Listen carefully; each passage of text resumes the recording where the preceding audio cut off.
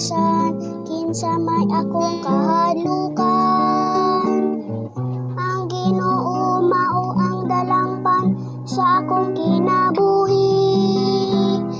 Kinsa pa may akong kalisangan.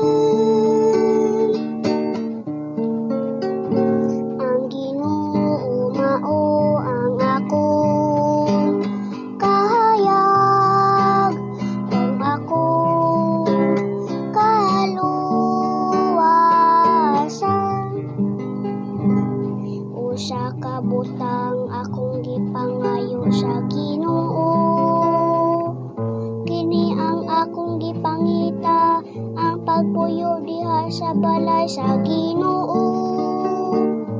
Sa tanang mga adlaw sa akong kinabuhi, aron makasudong ako sa kahilig ug maot sa Ginoo ug makapalandong sa sayang templo. Ang Ginoo mao ang akong kahayag ug akong kaluwasan. Nagatuo ako nga makakita ako sa kaayo sa Ginoo.